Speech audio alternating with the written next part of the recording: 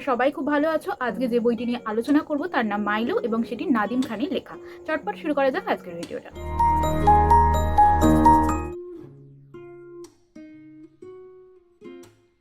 বইটি নিয়ে আলোচনা শুরু করার আগে আমি তোমাদের লেখকের সম্পর্কে একটু পরিচয় করিয়ে দেবো।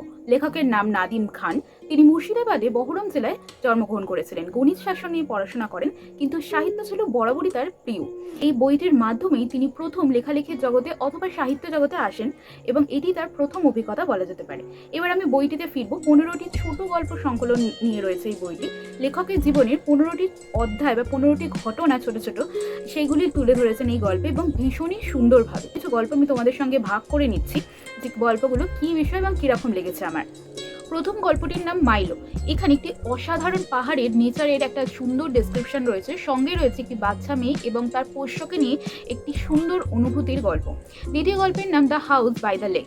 এই গল্পটার নামটা শুনেই বোঝা যাচ্ছে একটি লেকের ধারে একটি বাড়ি থাকবে এবং সেই বাড়িতে মনোরম সময় একাকী কাটাতে চাওয়ার একটা সুন্দর বর্ণনা দিয়েছেন লেখক।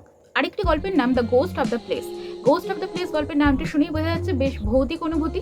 ছেলেবেলায় প্রত্যেকেই আমাদের জীবনে একটু ভূতের গল্পের বলিয়ে থাকে এবং সেই ভূতের গল্প শুনে আমাদের সকলেই কিন্তু হাড় কাঁপানো ভয় লাগে।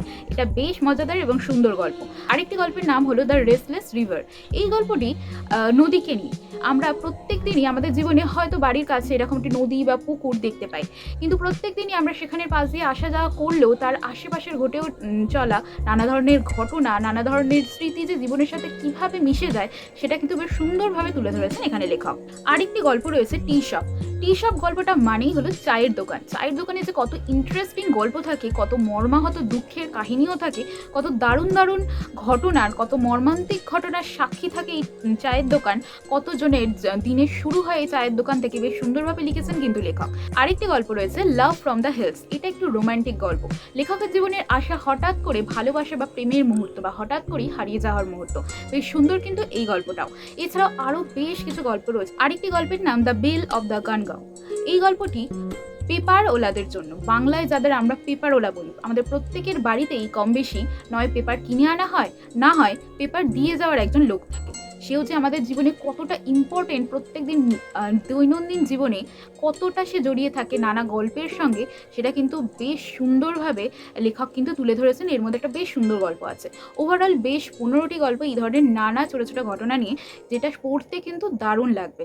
তাই আমি বললাম 8 থেকে 80 সকলেই কিন্তু গল্পটা তোমরা বইটা পড়তে পারবে, ছোটদের হাতেও তুলে দিতে পারবে। যারা স্পোকেন ইংলিশ পড়তে চাইছো, নতুন একটা বই, সহজ বই দিয়ে শুরু করতে চাইছো, তারাও কিন্তু বইটা অবশ্যই পড়ে দেখবে। আমি ডেসক্রিপশন বক্সে বইটা কোথা থেকে কিনতে পারবে সেই লিঙ্ক দিয়ে দেবো। আশা করছি তোমাদের এই গল্পের বইয়ের রিভিউটা বেশ কাজের লাগবে এবং ভালো লাগলো।